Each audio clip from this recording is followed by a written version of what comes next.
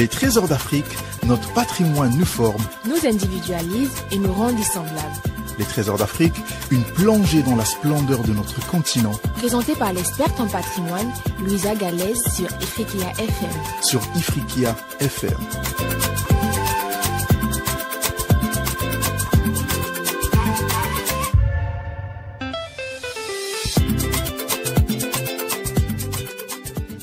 Chers amis d'Afrique et d'ailleurs, bonjour. J'ai choisi aujourd'hui de parler du Rwanda, car au 7 avril de chaque année, le monde commémore la Journée internationale de réflexion sur le génocide de 1994 au Rwanda. Cette date marque en effet le début des 100 jours de massacre, au cours desquels environ 1 million de personnes ont été tuées.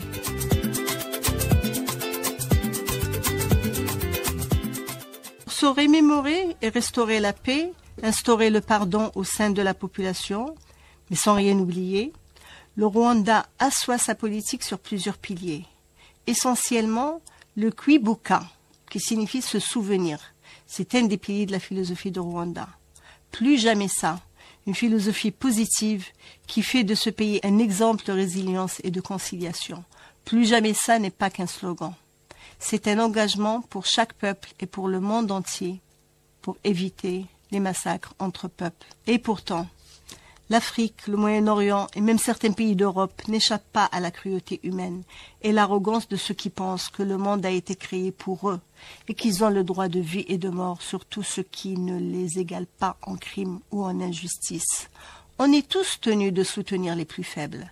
Le Sahara occidental, la Palestine, les peuples du Sahel. Si on ne peut rien faire pour combattre avec eux, l'intention minimale est au moins de les soutenir dans leur combat et de ne pas se dresser contre eux, contre la liberté et contre la justice. C'est le moins qu'on puisse faire, qui traduit bien l'expression arabe « wa huwa ad'af al-iman » et c'est le degré le plus faible de la foi. Outre le Rwanda, plusieurs pays ont vécu des génocides dus à des ennemis internes ou extérieurs.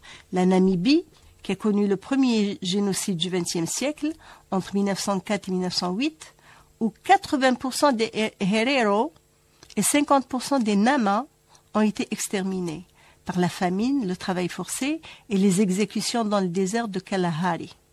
L'Éthiopie a vécu entre 77 et 78 la terre rouge de Mengistu Haile Mariam, causant près d'1 million de morts. D'autres massacres ethniques ont été perpétrés au RDC, en 90, contre les Hutus, Tutsis, Luba, Londu, Hema, 5 à 6 millions de morts en tout depuis les années 90. D'autres massacres de grande ampleur ont eu lieu en Afrique. Nigeria, guerre du Biafra. Kenya, répression coloniale. Tous ont enregistré des centaines de milliers, voire des millions de morts à travers le temps, mais tous ne sont pas reconnus comme génocide.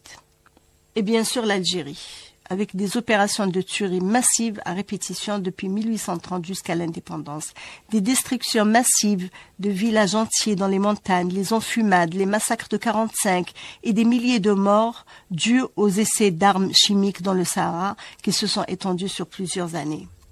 Cette tragédie montre l'importance de la mémoire et la nécessité d'une justice et d'une prévention des violences ethniques et politiques pour éviter que de telles horreurs ne se reproduisent. Plus jamais ça.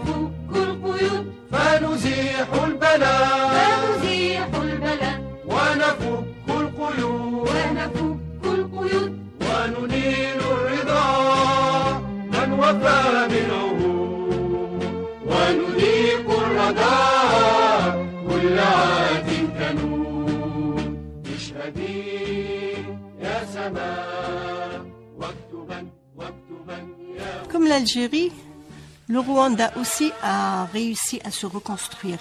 Comme un sphinx, il ressuscite et renaît de ses cendres. En effet, quelle que soit l'ampleur d'un incendie, la terre retrouvera un jour sa verdure et les arbres leurs bourgeons. Le Rwanda a su renaître et rayonner de nouveau. Le pays aurait pu sombrer dans le chaos et la haine éternelle. Au lieu de ça, il va connaître une transformation remarquable, passant d'un peuple meurtri et d'un pays ravagé à un modèle de résilience et de pardon, où prime réconciliation, développement et croissance. Contre toute attente et au fil des années, il se métamorphose et se reconstruit. La bonté et l'optimisme de son peuple ont repris le dessus, insufflant une nouvelle vie à chaque passerelle de terre. Plusieurs principes, pour le moins philosophiques, véhiculent la vie au Rwanda.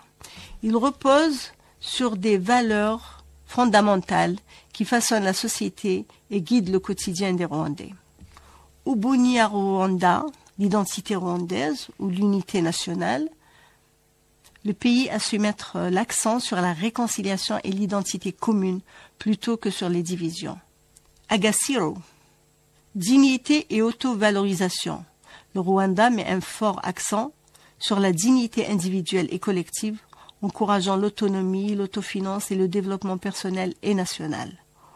Ubumui, ou l'unité du peuple et la promotion du pardon pour construire un avenir commun.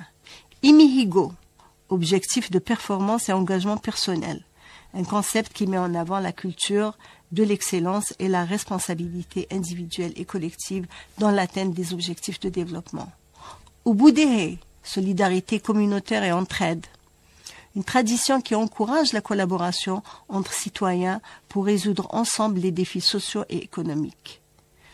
Gagaka, justice communautaire et réconciliation, qui reflète la philosophie rwandaise de justice participative et du dialogue communautaire. Kwihangana, résilience et persévérance.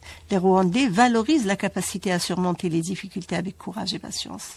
Cet extrait d'un documentaire raconte l'histoire de deux vieux amis, Pascal et Jean Bosco, qui se connaissent depuis l'école primaire il y a de cela 50 ans. La tragédie les a séparés, faisant de l'un une victime, de l'autre un bourreau. Depuis, ils ne se sont plus jamais reparlés. Mais, grâce au principe de Gakaka, sur la justice et le dialogue, et Kwihangana, de l'unité nationale, ils se sont retrouvés avec cette accolade historique et symbolique. Aujourd'hui, ils se voient, s'assoient ensemble, se parlent et labourent leur chant comme de vieux amis. Pour décrire cette amitié pour une unité nationale, le poème « Rwanda » de Jean-Pierre Siméon évoque la résilience et la reconnaissance du pays après les événements tragiques de 1994. En le déclamant, le nom Rwanda devient une incantation, une formule magique que le poète répète pour faire surgir des images de vie et d'espoir. Écoutez, Rwanda, Rwanda, on dirait le nom d'une fille d'Afrique, au pas d'antilope, au rire clair, comme un éclat d'eau dans la nuit. Rwanda, écoutez bien, Rwanda, Rwanda, cela sonne comme le nom d'une ronde d'enfants au bord d'un lac et le refrain d'un chant pour acclamer le jour. Le Rwanda s'est engagé dans une reconstruction remarquable, fondée sur l'unité, la résilience et le développement durable. Après la tragédie, le pays a adopté une politique de réconciliation à travers les Gakaka, dialogue national, et des initiatives comme Ndi Umunyarwanda, l'identité rwandaise, et la reconstruction économique comme Imihigo. L'accent mis sur l'éducation, l'économie et la gouvernance a permis une transformation spectaculaire. Le pays adopte le pardon et la justice restaurative qui ont favorisé la cohésion sociale, tandis que des infrastructures modernes renforcent son avenir. Aujourd'hui, le Rwanda est un modèle de renaissance, prouvant qu'avec la volonté collective, il est possible de surmonter les tragédies et bâtir un avenir prospère. Chers amis, apprenons de nos fautes pour prendre soin de nous et de notre patrimoine.